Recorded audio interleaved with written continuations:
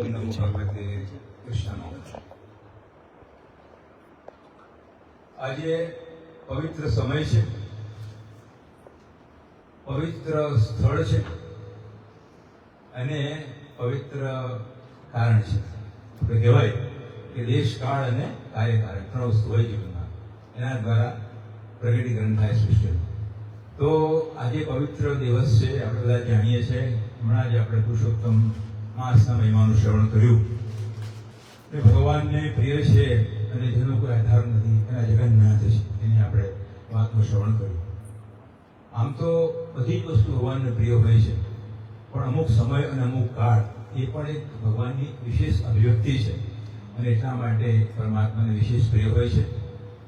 આ સ્થળ પવિત્ર એટલા માટે છે ખાસ તો કે આપણા આત્મબંધુ, વડીલ આત્મબંધુ એવા શ્રી કિશોરભાઈ સ્વાધ્યાય એનું નિવાસસ્થાન છે. તેમના પિતાશ્રી રેલવેમાં અધિકારી હતા અને હમણાં જ એમની પાસે શ્રવણ કર્યું કે જ્યારે એક વખત ઋષિકેશ ગયા હશે અને બહુ નાના હતા, એમને સ્મરણ નથી કે ક્યાં હતા અને કોને મળ્યા હતા. અને એ વખતે એવી આપણે એમને પોતાને પણ શ્રદ્ધા છે, કદાચ ગુરુદેવ હોય એ સ્થાન ઉપર એના દર્શન કર્યા. મને અને કૃષ્ણકાંતને પણ અત્યારે સ્વામી શિવાનંદ મહારાજના દર્શન કર્યાનું સ્મરણ નથી, પણ દર્શન જરૂર કર્યા અને એમને પવિત્ર નામ આપ્યું. એવું જ કંઈક એમના જીવનમાં બન્યું હતું. અને ત્યારબાદ ઘણા વર્ષો પછી જ્યારે આશ્રમમાં ગયા અને ત્યારે વિશ્વનાથ મંદિર નીચે આપણા ઓડિયો સ્ટુડિયો છે સંગીતનો, ત્યાં આગળ એ જે ઝાડ ને બધું છે એમનું સ્મરણ થાય છે કે આ જ જગ્યાએ નાનો હતો ને આવે છે. તો એ ભગવાનના આશીર્વાદ, ગુરુદેવના આશીર્વાદ એમને નાની વયથી જ પ્રાપ્ત થયા. વિશેષ કરીને મેં પૂછ્યું કે તમે દિવ્ય જીવન સંઘની પ્રવૃત્તિમાં કેવી રીતે આટલા સક્રિય થયા અને કેવી રીતે શું નિમિત્ત બન્યું એની માટે. જીવનમાં કંઈ પણ વસ્તુ નિમિત્ત બનતી હોય છે. એટલે આપણે કહ્યું કે ઘણા વર્ષો પહેલા શ્રી રમેશભાઈ ઠક્કર પણ એક આપણા સક્રિય કાર્યકર પ્રમુખ પણ હતા અને એક દિવસ નડિયાદમાં ગયા અને ત્યાં આગળ ચિદમ્બરમ સ્વામીજી મહારાજનો સત્સંગ હતો અને એમના પહેલા દર્શન થયા સ્વામીજીના. અને સ્વામીજીના દર્શન એટલા પાવનકારી છે કે એને માટે બહુ પ્રવચન સાંભળવાની કે બીજી આવશ્યકતા રહેતી નથી. એક દર્શન માત્રથી જ એ પ્રકારની દિવ્યતાનો આવિર્ભાવ થાય છે. અને થોડા વખત પછી વાત નીકળી કે ત્યાં ઋષિકેશ હેડક્વાર્ટર્સમાં એકાઉન્ટિંગના વિષયમાં, ઓડિટના વિષયમાં કંઈક આવશ્યકતા છે કોઈની સાહેબ, એટલે તરત જ એમનું નામ સૂચન કરવામાં આવ્યું. અને વ્યવસાય પણ આપણને ગુરુદેવના સામીપ્યમાં લાવવાને માટે નિમિત્ત બનતો હોય છે.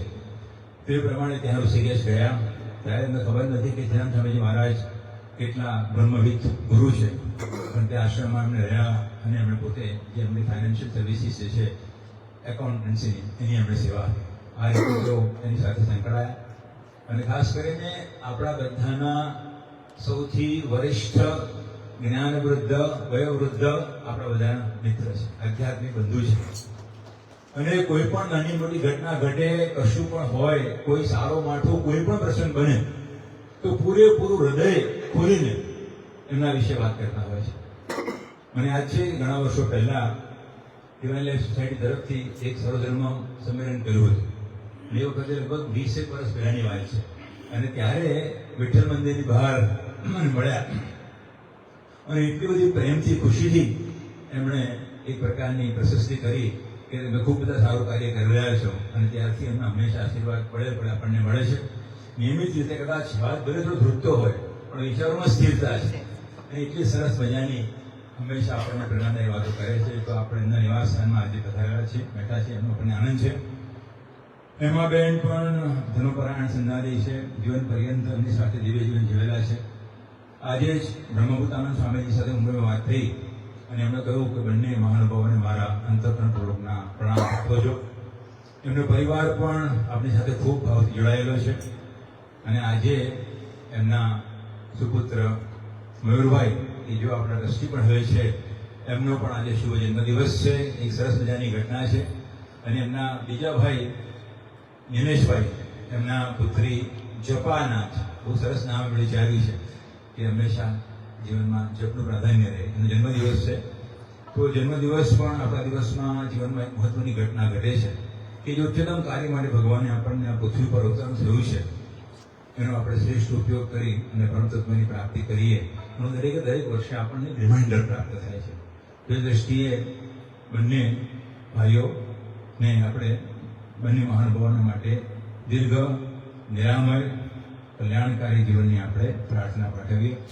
અને કિશોરભાઈ અને કિશોરીબેન હંમેશા સાથે જ હોય છે આપણા કાર્યક્રમમાં, તો નામ બી સારું છે અને જોડી પણ બહુ સારી છે. તો કિશોરીબેનનો પણ જન્મદિવસ છે. એ પોતે ઘણું સારું ગાયન પણ ગાય છે, પણ આજે કદાચ સમયના અભાવે આપણને એમના સંગીતનો લાભ મળ્યો નથી. તો એ દ્રષ્ટિએ આપણે એ જે આપણા બધા સાધક મિત્રો છે એમના જીવનના કલ્યાણને માટે પ્રાર્થના કરીએ. સાથે સાથે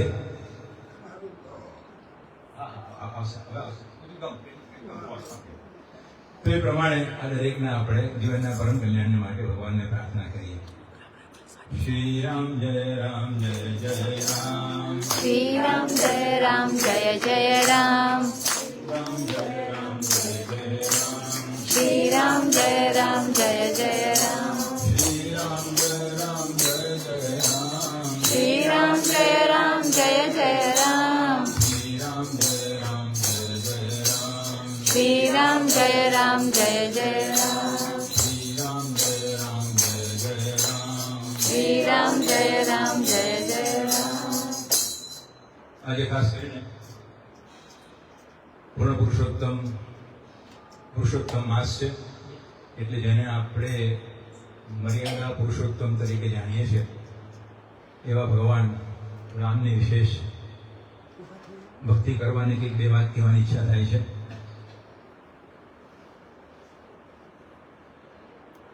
હમણાં જ આપણે જે વાત કરી શ્રી રામ જય રામ જય જય રામ, સ્વામી શિવાનંદજી મહારાજે સરસ એમને એક પુસ્તકમાં લખેલું છે કે શ્રી રામ આપણે જ્યારે પહેલા બોલીએ ત્યારે ભગવાનનું આવાહન કરીએ છીએ, ભગવાનનો પોકાર કરીએ છીએ. જય રામ એટલે કે ભગવાનનું યશોગાન કરીએ છીએ, એમના ગુણો જે છે એમની કીર્તિ છે એનું આપણે યશોગાન કરીએ છીએ. અનંત ગુણ વિભૂષિત ભગવાન છે, આટલા બધા આપણે નામનું શ્રવણ કર્યું તો એ ગુણોનું ચિંતન કરવાથી આપણામાં સંવર્ધન થાય છે. અને જય જય રામ એટલે શરણાગતિ છે. એટલે કે આ ત્રણ રીતે આ સાદું પદ છે, અનુપાર સરસનો અર્થ છે કે ભગવાનનું પહેલા આપણે આહવાન કરીએ છીએ, પછી એમને શોભાન કરીએ છીએ અને પછી એમને શરણાગતિ. શરણાગતિ એ મનુષ્ય જીવનનું અંતિમ લક્ષ્ય છે. અને આપણને એમ લાગે કે ભક્તિ માર્ગની અંદર શરણાગતિનું મહાત્મ્ય છે, પરંતુ ભગવદ્ ગીતાના 18મા અધ્યાયનું આપણે પઠન કરીએ તો આપણને સમજાશે કે કર્મયોગ હોય, ભક્તિયોગ હોય કે જ્ઞાનયોગ હોય, એ અંતિમ શરણાગતિમાં જ પરિણમે છે. અને એટલા માટે અલગ અલગ રીતે સ્વામી શિવાનંદજી મહારાજે એમના જે 20 આધ્યાત્મિક નિયમો છે એમાં શરણાગતિ, સરેન્ડર એને 20મું અને અંતિમ મહત્વનું સ્થાન આપેલું છે. તો આજે આપણે વાત કરીએ ખાસ તો આપણા બધાના જ અતિ પ્રિય એવા હિના દેવી, હિના બેન, જે રામચરિત માનસ સરસ મજાનો સ્વાધ્યાય કરાવે. અને જેમ પેલું એક યજ્ઞ થાય પછી એક નાની આહુતિ અપાઈ છે, તેમણે આટલો સરસ યજ્ઞ કર્યો તો મને થયું કે એક નાની આહુતિ, એક નાનું પુષ્પ આપણે એમાં અર્પણ કરીએ. તો સૌથી પહેલા તો રામચરિત માનસ વિશે વાત કરીએ નાનકડી કંઈક. તો સૌથી પહેલા મને રામચરિત માનસનો પરિચય વર્તમાન પત્રમાં જે લેટેસ્ટ એડિટર આવે એમાં એક એવું લખ્યું હતું કે રામચરિત માનસ એ પ્રથમ ગ્રંથ એવો છે કે જે તળપદી હિન્દીમાં લખાયેલો છે. બીજા બધા ધર્મગ્રંથો સંસ્કૃતમાં હોય છે, આ એક જ ધર્મગ્રંથ એવો છે કે જે તળપદી હિન્દીમાં લખાયેલો છે, એવું પેપરમાં ક્યાંક વાંચે. અને ત્યારબાદ આશ્રમમાં જ્યારે વાતચીત થાય ત્યારે યશસ્વાનંદ સ્વામીજી મહારાજ રામાયણ પર ઘણું સારું બોલતા હતા. અને એવો પંડિત રામકિંકર ઉપાધ્યાય એમના વિશે બહુ સરસ વાત કરતા કે પંડિત રામકિંકર ઉપાધ્યાય એ રામચરિત માનસના એક તજજ્ઞ છે અને ખૂબ સુંદર લખાણ કરેલું છે. તો એમણે 4 સરસ મજાના ભાગમાં પુસ્તક લખેલા છે. એ કંઈક નાનકડું વાંચન થયું, પછી એ પુસ્તકો ખોવાઈ ગયા. મારી ઈચ્છા બહુ હતી કે વાંચું, કોને પ્રાપ્ત થયા નહીં. અને એમાં એવું લખ્યું હતું કે વાલ્મીકી આદિ કવિ હતા, ભગવાનના રામના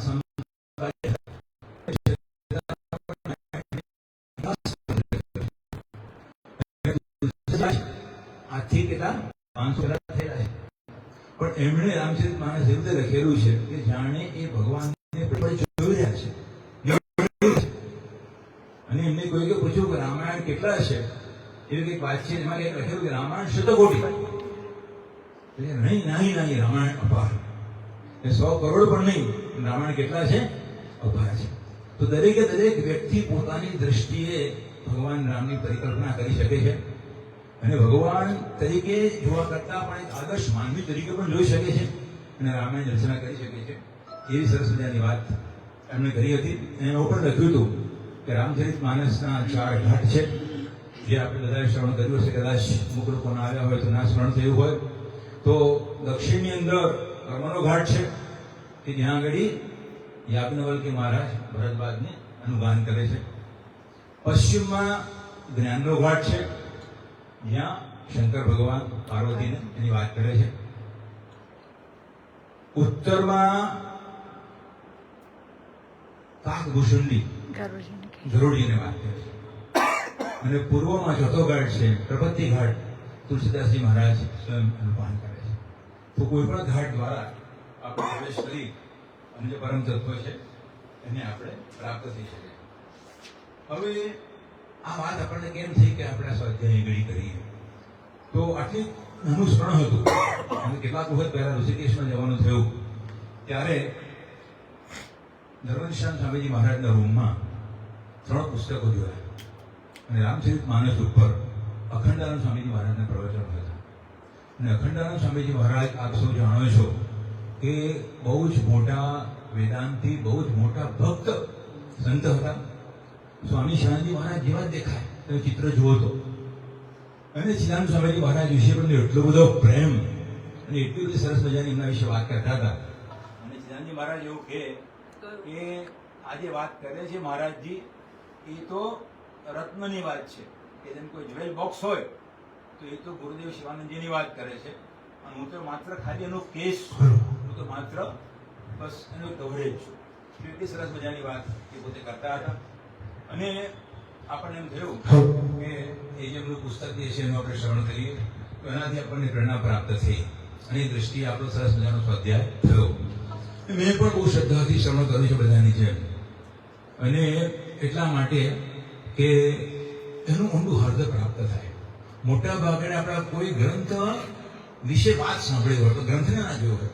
ભગવદ્ ગીતા બહુ ઉચ્ચતમ છે, વેદો બહુ ઉચ્ચતમ છે, વાંચ્યા ના હોય તો મને થયું કે આવી રીતે એનો વ્યવસ્થિત આપણને અભ્યાસ થાય. અને મને સમજાયું કે એટલી બધી સરસ વસ્તુઓ છે અંદર અને ખાસ કરીને એટલા દ્રષ્ટાંતો છે કે આપણે એવું લાગે ને કે કોઈ પણ દ્રષ્ટાંત બાકી રહ્યું હોય. એટલા બધા પ્રકારના દ્રષ્ટાંતો છે. આધ્યાત્મિક ઉપદેશની સાથે ઘણો બધો નૈતિક ઉપદેશ પણ સમાયેલો છે. અને મને એવું લાગ્યું આટલું શ્રવણ કર્યા પછી અને ચિંતન પણ કર્યું છે કે વેદાંતનું ગહન રહસ્ય આપણે જો સમજવું હોય અને પ્રાપ્ત કરવું હોય તો કદાચ ઉપનિષદનો અભ્યાસ ન કરી શકીએ એવા અનુકૂળતા ના હોય તો બહુ જ અનન્ય શ્રદ્ધાપૂર્વક હું કહી શકું છું કે સમગ્ર વેદાંતનો સાર બહુ સુંદર રીતે સ્વામીજીએ વ્યક્ત કરેલું છે. તો એ દ્રષ્ટિએ આપણને ભક્તિ અને જ્ઞાન બંનેનો સુભગ એની અંદરથી આપણને સંમેલન આપણને પ્રાપ્ત થાય છે. અને અખંડાનંદ સ્વામીજી મહારાજે મુંબઈની અંદર ભારતીય વિદ્યાભવનની અંદર પ્રવચનો કર્યા હતા. એના ભાગરૂપે આ પુસ્તકનું પ્રકાશન થયેલું છે. અને એમાં લખેલું છે કે આપણા સનાતન ધર્મના જે ગ્રંથો જે છે એને વાંગ્મય કહેવાય કે ભગવાનનું વાણી સ્વરૂપ. તો કયા કયા છે? વેદ છે, પુરાણ છે, પછી ભગવદ ગીતા, ઇતિહાસ છે, નાટ્ય છે. 6 પ્રકારના ગ્રંથો બતાવેલા છે. નાટક, વ્યાકરણ 6 છે. વેદ, પુરાણ, ઇતિહાસ, કાવ્ય, નાટક અને વ્યાકરણ. આ 6 પ્રકારના ગ્રંથો છે. અને 6 પ્રકારના ગ્રંથોની ઉપર અખંડાનંદ સ્વામીજી મહારાજનું પ્રભુત્વ હતું. અને 6 પ્રકારના ગ્રંથોનો સારાંશ છે એની અંદર પ્રગટ થયેલો છે રામચરિત માનસમાં. રામચરિત માનસના પ્રતિપાદ્ય દેવતા આપણે બધા જાણીએ છીએ એમ ભગવાન રામ છે. એમણે જે દ્રષ્ટિએ ભગવાન રામનું વર્ણન કરેલું છે એ થોડું વિલક્ષણ છે. આપણે બધા જ એવું સમજતા હોઈએ છીએ કે 10 અવતાર છે વિષ્ણુ ભગવાનના, એ પૈકીના એક રામ અવતાર છે, ત્રેતાયુગમાં થયા તે પ્રમાણે. પણ એ ઘડીએ ભગવાન એવી રીતે લખે છે રામચરિત માનસની અંદર તુલસીદાસજી મહારાજ કે એ સુપ્રીમ રિયાલિટી, સર્વોચ્ચ સત્તા, પરમાત્મા જેને બ્રહ્મ આપણે કહીએ એ સાક્ષાત એ છે. અને એક એનો અવતાર છે. અને માત્ર સનાતન ધર્મ એવો છે કે જ્યાં આગળ ઈશ્વરની અવતાર તરીકે પરિકલ્પના નથી, એ પ્રકારે આપણને સમજણ આપેલી છે. અને એટલા માટે પાર્વતીજી એક વખત શિવજી ભગવાનને પૂછે છે કે તમે જે સતત આજે રામજીનું શ્રવણ કરો છો, ચિંતન કરો છો, એ આ જ દશરથ નંદન છે કે બીજા કોઈ નિર્ગુણ નિરાકાર પરબ્રહ્મ છે? તમને લાગે નહીં કે આ પરબ્રહ્મ હોય? ઘણી વાર આપણે બહુ મોટા માણસ આપણી સમક્ષ ફેલાઈથી હોય તો આપણને ખ્યાલ ના આવે કે આટલી બધી મોટી વિભૂતિ છે. અને એ વખતે એ કહે છે કે જે કોઈ વ્યક્તિ દશરથનંદન રામને પરબ્રહ્મ કરતા ભિન્ન છે એવું માને છે, એ વ્યક્તિ અધમ છે અને એ વ્યક્તિ કપટી છે. આવું ભગવાન શંકર રામચરિત માનસમાં કહે છે. તો એ દ્રષ્ટિએ આપણે ભગવાન રામને સમજીએ. બધા મોટા ભાગે એવું સમજતા હોય છે કે મર્યાદા પુરુષોત્તમ છે. અને ચિદાનંદ સ્વામીજી મહારાજે એટલું સરસ લખેલું છે, એમના પોતાના ઈષ્ટદેવ છે કોદંડરામ, અને એમ લખેલું છે કે ભગવાન રામનું ચરિત્ર જીવન બે રીતે મહત્વનું છે. એક મહત્વ એ દ્રષ્ટિએ છે કે માનવ જીવનના તમામ સંબંધોમાં આદર્શ વ્યવહાર કે આદર્શ જીવન શું હોય એનું નિરૂપણ છે, એક ભાગ. અને બીજો એક આધ્યાત્મિક દ્રષ્ટિકોણ છે કે which is talking about the ascent and descent of જીવા, એવું લખેલું છે. એટલે કે જીવ કેવી રીતે બંધન પામે છે અને કેવી રીતે મુક્તિ પામે છે, લિબરેશન અને બોન્ડેજ, એનું રહસ્ય એવું સ્વામીજી કહે છે. અને સ્વામીજી એવું પણ કહે છે કે અવતાર જે ભગવાનના અલગ અલગ પ્રકારના હોય. એક અંશાવતાર હોય, આવેશાવતાર હોય, અને કેટલાક પૂર્ણ અવતાર હોય. તો ઘણા બધા લોકો સમજે છે કે ભગવાન કૃષ્ણ ભગવાન પૂર્ણ પુરુષોત્તમથી જ પૂર્ણ અવતાર છે. એવું નથી. સ્વામીજી બે અલગ અલગ યુગની અંદર પ્રાગટ્ય થયેલું છે. એટલે ભગવાન રામ અને ભગવાન કૃષ્ણ એ બંને પૂર્ણ અવતાર છે. અને એ દ્રષ્ટિએ આપણે ભગવાન રામના ચરિત્રને આપણે જોઈએ. હવે બીજી વાત કરીએ કે આટલી સરસ રચના કરી તુલસીદાસજી મહારાજ, જેને બહુ સ્વામી કહેવામાં આવે છે, એના વિશે ખાસ ચિંતન થયું નથી. તો બહુ અદભુત જીવન છે એમનું. સંક્ષિપ્તમાં એના વિશે અવલોકન કરીએ તો કોણ છે તુલસીદાસજી મહારાજ? તો પહેલા તો એવું કહે છે કે ભગવાનના પરમ ભક્ત હનુમાનજી છે. તો જ્યારે વાલ્મીકી રામાયણની રચના થઈ, અને વાલ્મીકી મહારાજની રચના કોણે કરી? એ થઈ વાલ્મીકીજીએ કરી. આદિ કવિ કહેવાય છે. અને એ લવ અને કુશ એના દ્વારા કેવડાવી. અને પેલું એન્ડોર્સમેન્ટ કહેવાય ને, એપ્રુવડ બાય, એવી રીતે ભગવાન રામે સ્વયં એને એન્ડોર્સ કર્યું. ત્યાં રામાયણ છે. અને આદિ કાવ્ય છે. આપણે શ્રવણ કર્યું નથી સંસ્કૃતમાં, પણ એ પણ અદભુત છે ગ્રંથ. તો હનુમાનજીને એમ થયું કે આ સંસ્કૃત ભાષાની અંદર આ જે રામાયણ છે એ સર્વસામાન્ય માનવી એને સમજી નહીં શકે. એટલે એમણે એ વખતે વિનંતી કરી, એ સમય વાલ્મીકી ઋષિ, કે તમે કળિયુગમાં એમની સામર્થ્ય સમજી ગયા હતા, કળિયુગમાં તમે અવતાર ધારણ કરો અને એ વખતે તમે સરળ શૈલીની અંદર, લોકશૈલીની અંદર તમે રચના કરો. તો એમણે પોતે સ્વીકૃતિ આપી ત્રેતાયુગમાં. અને ત્યારબાદ ગોસ્વામી તુલસીદાસજી મહારાજનું પ્રાગટ્ય થયું. અને આપણે શું જાણીએ છીએ કે પણ રામચરિત માનસની રચના થઈ. કંઈક સરસ મજાની નાની કેટલીક વાત કરું કે એમનો જન્મ થયો ઈસવીસન એટલે સંવત 1554. અને અત્યારે કઈ સંવત છે? 2082. એટલે કેટલા વર્ષ થયા? ખાલી 528 વર્ષ થયા. અને 125 વર્ષ આયુષ્ય છે એમનું. એટલે આપણે એમનું જે વિલય થયો પછી માત્ર 400 વર્ષ જ સમય થયો છે. બહુ મોટો સમય થયો છે એવું નથી. તો એમનો જ્યારે જન્મ થયો અને પહેલા જ એ રામ એવું બોલ્યા. 12 માસનો ગર્ભ રહેલો છે, એ રામ એવું બોલ્યા. આપણે બધા ઈચ્છીએ કે આપણે શરીર શાંત થાય ત્યારે રામ બોલીએ. આ તો જન્મ્યા ત્યારે એમને રામ બોલ્યા. કોઈ પણ પ્રકારનું રુદન કર્યું નથી. અને 5 વર્ષનો બાળક હોય એવું એમનું સ્વરૂપ હતું. અને બધાને બહુ આશ્ચર્ય થયું કે કોણ છે? આત્મારામ દુબે એમના ફાધર હતા, હુલસી એમના માતા હતા. અને બધાને એમ કે આ કોઈ અશ્વકન્યા બાળક છે, એટલા માટે કોઈ એને બહુ પ્રેમથી રાખ્યો નહીં.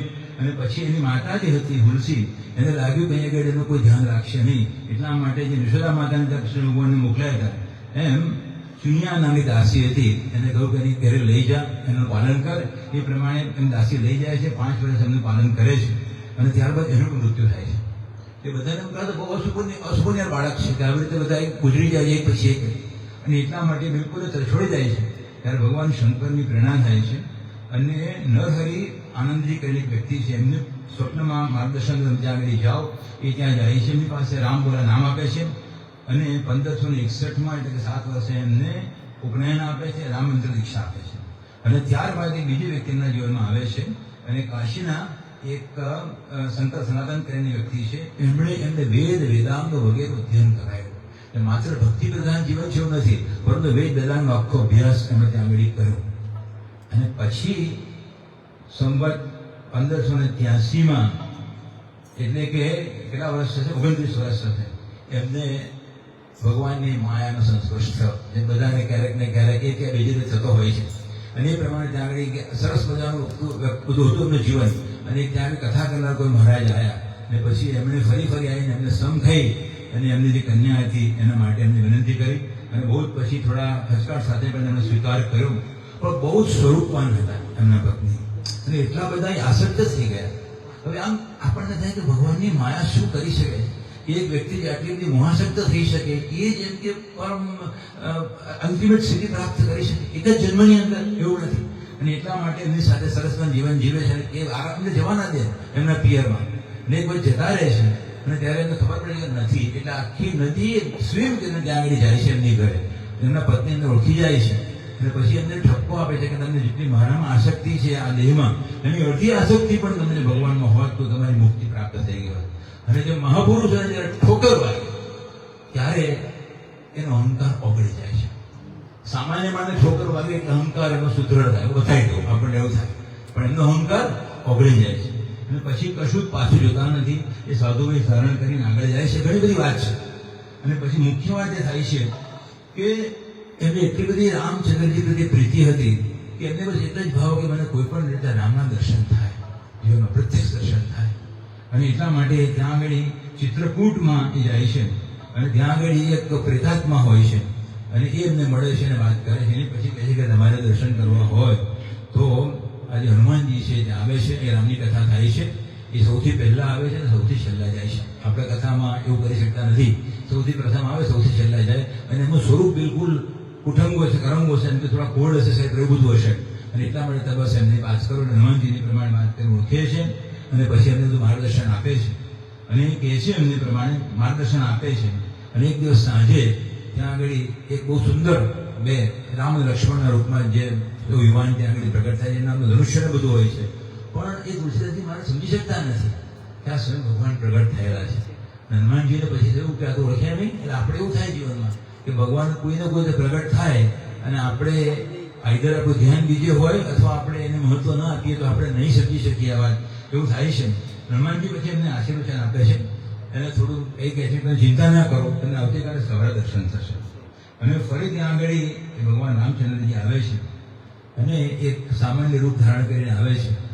અને એ વખતે પણ તુલસીદાસજીને ધ્યાન નથી આવતું. એટલે પછી જે મહાપુરુષ આપણને સપોર્ટ કરે, હનુમાનજીએ ટેકો આપ્યો અને બોલ્યા, ચિત્રકૂટ કે ઘાટ પર ભાઈ સંતન કી ભીડ, તુલસીદાસ ચંદન કી સે તિલક કરે રઘુવીર. એટલે જેમ શંકરાચાર્ય મહારાજના વચ્ચે ગુરુ ભૂલી ગયા તેમનું સ્વરૂપ, એવું સદન ભાન થયું. અને પછી તુલ ચંદન ઘસવાનું ભૂસી જાય છે અને માત્ર સંપૂર્ણ શરણાગતિ શબરીમાને જેમ હતી એવું થઈ ગયું. અને પછી રામચંદ્ર ભગવાન સ્વયં એ ચંદન બનાવી અને એમને તિલક કરે. તો ભગવાન જ્યારે સ્વયં પ્રગટ થાય આવી રીતે અને આપણને તિલક કરે તો આપણા જીવનમાં એ વિશેષ. અને આ ક્યારે થાય છે? 1607માં, એટલે કે 53 વર્ષની ઉંમર છે ત્યારે. વિચાર કરો તો આપણને એમ થાય કે આટલા વર્ષે બી થાય તો થાય. હજુ આગળની વાત છે કે એમનું મુખ્ય જીવનમાં કાર્ય હતું સંપન્ન કરવાનું બાકી હતું. એટલે ભગવાન શિવ એમને સ્વપ્નમાં પ્રગટ થાય છે અને એ વખતે વારાણસીમાં હોય છે. વારાણસીમાં જાય છે અને ત્યાં આગળ વારાણસીમાં સંસ્કૃતમાં કેટલાક પદો લખી ભણેલા બે બધા. એવું નથી કે માત્ર બિલકુલ જ જેવા કે તળપદી છે વ્યક્તિ, અને સંસ્કૃતમાં પદ લખે બધા અને રાત્રે ઘૂસાઈ જાય. એટલે એમને તો શું થાય છે? રાત્રે શંકર ભગવાન પ્રગટ થાય છે અને એમને બધી વાત કરે છે, અહીં નહીં, તમારે અવધમાં જવાનું છે. અને અવધમાં જઈ અને તળપદી એટલે કે હિન્દી ભાષામાં જે કહેવાતી ભાષા, એમાં તમારે ભગવાન રામનું ચરિત્ર લખવાનું છે. તો 1631 સંવત, એટલે કેટલા વર્ષ થયા? 77. આપણને એમ થાય કે 60-65 થાય એટલે બહુ થઈ ગયું, હવે કે જીવનમાં કરવાનું રહેતું નથી, જેટલું કરવાનું થઈ ગયું, શક્તિ ઘટી ગઈ છે, ઇન્દ્રિયો ઘટી ગઈ છે, હવે કે વિશે એવું નથી હોતું. જેમ ક્રિકેટમાં છેલ્લા બોલે પણ ગેમ જીતી શકાતી હોય છે, એવી રીતે 77 વર્ષની ઉંમરે ત્યાં આગળ એમણે શરૂઆત કરી અને ભગવાન રામનો જન્મ થયો વખત જે પ્રકારના ગ્રહો હતા, બધા જ ગ્રહો હતા. તો એમણે આપણે 15 મહિના થયા, એમણે 2 વર્ષ 7 મહિના અને 26 દિવસમાં આખી રચના કરી. અને ભગવાન રામનો વિવાહ થયો પ્રમાણે જે સંજોગો હતા એવા સંજોગો ગ્રહોના થયા ત્યારે 80 વર્ષે એટલે રામચરિત માનસની રચના એમણે કરી 77 અને 80 years કમ્પ્લીટ થાય છે. ત્યારબાદ તેમની ભક્તિ એટલી બધી વધે છે, એટલા બધા લોકો એમની પૂજા કરે છે, એમને મહત્તા આપે છે. અને કાશીના બ્રાહ્મણો કે બધા લોકો હોય એમને ગમે નહીં આવું, હવે એમને એમ થાય કે વ્યક્તિ કોણ છે આટલું બધું મહત્વ પ્રાપ્ત થાય છે. અને એટલા માટે એમણે નક્કી કર્યું કે આપણે કોઈ મોટા વેદાંતિ એમને બોલાવીએ. એટલે મધુસૂદન સરસ્વતીને બોલાવે છે અને એમને કહે છે કે તમે આ જે ગ્રંથની વાત છે રામચરિત માનસ એનું અધ્યયન કરો, આ શું છે, અને પછી તમે એમ ખુલાસો કરો કે આ શું છે, આ વેદાંતનું તત્વજ્ઞાન શું છે ને આ શું છે. તો એમને વાત કરે છે એવી રીતે. ત્યારે મધુસૂદન સરસ્વતી અદ્વૈત સિદ્ધિ નામનો બહુ મોટો વેદાંતનો ગ્રંથ છે એમ લખેલો છે. તો એ પોતે આખો ગ્રંથના રચયિતા મોટા પરમ વેદાંતિ છે. સ્વસ્વરૂપાનુસંધાન ભક્તિ રીતે વિધિ હતી. એવું કહે છે કે સ્વરૂપ અનુસંધાન કરવું એ જ મોટા મોટી ભક્તિ છે. તો એ જ્યારે એમનું ચિંતન કરે છે અને પછી એમને પદ લખેલું છે કે વારાણસી નામના આનંદ વનમાં તુલસી નામનું એક છોડ છે, એટલે પોતે તુલસીદાસી છે ને તુલસીના જે માજર હોય એમના કાવ્યના મંજરી છે અને એ મંજરી ઉપર ભગવાન રામ સ્વયં પ્રગટ થઈ અને મધુ અર્ક લેવાનો પ્રયત્ન કરે. તો આટલા મોટા વેદાંતિ જ્યારે એમના વિશે વાત કરે તો આમાં કેટલું ગહન તાત્પર્ય હોય. આમ ઘણો મોટો વિષય છે પણ આપણે અત્યારે વાત નહીં કરી શકાય. પણ સરસ મજાનું બધું માયા તત્વ શું છે, ઈશ્વર તત્વ શું છે, બધાનું નિરૂપણ કરેલું છે. ખાલી એક જ પદ લઉં કે સમય તો છે નહીં ત્યારે વધારે વાત કરવાનો, પણ છેલ્લે ઘણી બધી વાત થઈ ને છેલ્લા અધ્યાયનું શ્રવણ કરતા હતા એ વખતે બધું એ માયાનું સ્વરૂપ સમજાવે છે અને કહે છે કે જ્યાં જ્યાં પણ ક્લેશ છે, દુઃખ છે, સંતાપ છે, દ્વૈત છે, એ બધું જ માયાના પ્રભાવને કારણે છે. અને ભગવાનના સ્વરૂપમાં માયા છે નહીં, પણ જ્યારે એ આપણા ભગવાનનું એટલે આપણે પોતાના આત્માનું સ્વરૂપ, એ સ્વરૂપનું જ્યારે આપણને જ્ઞાન થાય ત્યારે માયા અને માયાના કાર્યો એ સદંતર નાશ પામે છે. પણ એ જ્ઞાન ત્યારે જ થાય જ્યારે ભગવત કૃપા હોય, અને ભગવત કૃપા ત્યારે જ થાય જ્યારે સત્સંગ હોય. એનું સત્સંગ વિવેકનો હોય, રામ કૃપા એનું સુલભ હોય. અને તુલસીદાસજી મહારાજ ઘણા બધા પદો છે, એમાં નાના હતા ત્યારે વાંચ્યું હતું કે એમની એટલી પરમ ભક્તિ છે કે હે નિર્ગુણ નયન સગુણ દસરા નામ સુનામ. એમને કહ્યું તમને કયા ભગવાન, સગુણ સાકાર ભગવાન છે, નિર્ગુણ નિરાકાર રામ છે. એટલે એમને કહ્યું કે હે નિર્ગુણ, હૃદય મારો એમ કહે છે કે નિર્ગુણ નિરાકાર છે. અને આંખોને તેમનું જોવું છે કેવા ભગવાન મધુર છે, નયનની સગુણ. તો મને બહુ ખબર પડતી નથી, એનું વચ્ચે જીભ છે એનાથી બોલું છું રસાના નામ સુનામ, જેવા હશે એવા પ્રગટ થશે. અને ચિદાનંદજી મહારાજ આપણને જપનું જે મહત્વ દર્શાવે છે, 20 આધ્યાત્મિક નિયમ એમાં લખે છે કે જપ એ સગુણ સાકાર નિર્ગુણ નિરાકારને જોડતી કડી છે. કારણ કે જપ એ નિરાકાર છે પણ સગુણ છે, એની કેટલીક ફ્રીક્વન્સી આપણે રેકોર્ડ કરી શકીએ છીએ, બોલી શકીએ છીએ. એટલે સગુણ છે પણ નિરાકાર છે, એટલા માટે સગુણ સાકાર નિર્ગુણ નિરાકારની વચ્ચે જોડતી કડી છે. અને છેલ્લું એક વાક્ય જે આપણે કહીએ કે જે કાકભૂષુંડી ગરુજીને બધું કહેતા હોય છે અને એમાં કહે છે કે જીવન ઈશ્વર સંબંધ શું છે. તો પહેલા તો કહે છે કે સનહુ બાત યહ અકથ કથની, આવી કથા છે કે ભગવાનનું જ્ઞાન થાય સમજી શકાતું નથી, પણ જીવ ઈશ્વરનો સંબંધ કેવો સરસ રાખ્યો છે. જેમ શંકરાચાર્ય મહારાજ કહે છે આપણને બ્રહ્મ સત્યમ જગત મિથ્યા, જેવો બ્રહ્મમાં ના પરહ, એવું જ કંઈક બીજા શબ્દોમાં કહે છે કે સંબંધ શું છે, ઈશ્વર અંશ જીવ. પહેલા શું કહે છે, ઈશ્વર અંશ જીવ. આપણે ભગવદ્ ગીતામાં પણ વાંચન કરીએ છીએ મમય અંશ જીવ લોકો, એટલે બહુ સહેલાઈથી આપણે માની લઈએ છીએ કે ભગવાન એક મોટી પરમ સત્તા છે અને જીવ એનો અંશ છે. તો તુલસીદાસજી મહારાજ અને અખંડાનંદજી મહારાજ સમજાવે છે કે એવું નથી. એ અંશ એ સાક્ષાત પરબ્રહ્મ છે. અને એક્ઝામ્પલ ઘણા બધા આપેલા છે કે ચોખ્ખો હોય તમે 3-4 ટુકડા કરી નાખો તો અલગ અલગ અંશ થઈ જવું કહેવાય. પણ આ તો એક ઘડાનું એક આકાશ હોય અને મહાકાશ હોય. તો એ ઘડાનું આકાશ ઊભું કરવાને માટે કોઈ મહાકાશ તોડવું પડતું નથી, એમાં કોઈ ભાગ થતો નથી, એ તો માત્ર ઉપાધિને કારણે કલ્પેલું છે. તો એવી રીતે જીવ જે છે એ સાક્ષાત પરબ્રહ્મ છે. અને એટલા માટે વેદાંત એવું કહે છે કે જીવ એ ભગવાનનું કાર્ય નથી, એ જીવ સ્વયં બ્રહ્મ છે. તો એ જીવનું સ્વરૂપ તુલસીદાસજી કેવી રીતે કહે છે કે ઈશ્વર અંશ જીવ અવિનાશી. એટલે પહેલા શું કહ્યું, અવિનાશી. તો અવિનાશી શું બતાવે છે, સત્ય. જે પરમાત્માના 3 જે લક્ષણો છે, સ્વરૂપ લક્ષણ પહેલું છે સત. તો એ સતનું શું છે? અવિનાશ, કે જ્યારે વિકાર પામતો નથી, કે કોઈ પ્રકારનો નાશ પામતો નથી. પછી ચેતન, એટલે કે જેની અંદર ચૈતન્ય છે, એટલે આપણે સત, ચિત્ત અને આનંદ એવું કહીએ. તો અવિનાશી, ચેતન, અમલ, સહજ, સુખ રાશિ. તો સહજ સુખ રાશિ એટલે આનંદ. ત્રણ પ્રકારના લક્ષણ થયા: ઈશ્વર જીવ, ઈશ્વર અંશ જીવ, અવિનાશી, ચેતન અને સહજ સુખ રાશિ. એટલે કે સચ્ચિત સત્યમ જ્ઞાનમ અનંતમ બ્રહ્મ. અને એક વસ્તુ ઉદાહરણ મૂકી પાછી, અમલ. એ અમલ કેમ મૂક્યું પાછું? સચ્ચિત આનંદ થઈ ગયા, પણ અમર શબ્દ કેમ મૂક્યો? કે જેનામાં કોઈ મળ નથી, અને મળ નથી એટલે માયા નથી, અને માયા નથી એટલે માયાના કોઈ કાર્યો નથી. એટલે ભગવાનનું સ્વરૂપ લક્ષણ બતાવ્યું સચ્ચિદાનંદ, પણ જોડે જોડે અમલ કર્યું. અને અમલ શબ્દ એ આત્માનો સૂચક છે. અમલ શબ્દ મન માટે ના વપરાય, કે મનમાં કે નિર્મળ હોય કે મલિન હોય, પણ અમલ એટલે ક્યારેય મળ ના હોઈ શકે. એને શું કહેવાય? અમલ કહેવાય. તો આ એક જે ભગવાને પદ બતાવ્યું કે ઈશ્વર અંશ જીવ, અવિનાશી, ચેતન, અમલ, સહજ, સુખ રાશિ. તો આવા તો અસંખ્ય પદો છે કે જેનું જેટલું આપણે ચિંતન કરીએ એટલું આપણને એમાંથી ગર્ભિત સાર પ્રાપ્ત થાય. અને ભગવાનની કૃપા વગર ના થાય. ભગવાનની કૃપા હોય ત્યારે સંતોષ સત્સંગ થાય ત્યારે મન અનુકૂળ થાય. બહુ ભદ્રનનો બી વાત છે. મન અનુકૂળ ના હોય તો તમને કોઈ લાભ ના થાય.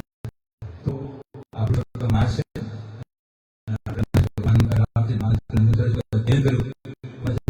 નાની આવું છે અને આપણી જે શ્રદ્ધા છે એને વધારે બળવત્તર કરીએ. જે કંઈ આપણે અધ્યયન કર્યું એનો ફરીને ફરી અભ્યાસ કરી અને આપણે જીવન સમૃદ્ધ થઈએ. તો એ ઘણો ઉત્તમ ભગવાન રામ, ભગવાન કૃષ્ણ જે પુરુષોત્તમ એમની કૃપા અવિરતપણે આપણા બધા પર રહે. સત્સંગ અને સંતોના માધ્યમથી આપણે સૌ આધ્યાત્મિક ઉન્નતિ અને જીવનની પરમ સિદ્ધિ, પરમ લક્ષ્ય પ્રાપ્ત કરીએ. એ માટે એમના આશીર્વાદ આપણને હંમેશા પ્રાપ્ત થાય, કૃપા પ્રાપ્ત થાય, એવી જ નમ્ર પ્રાર્થના. ઓમ. રાજા રામ રામ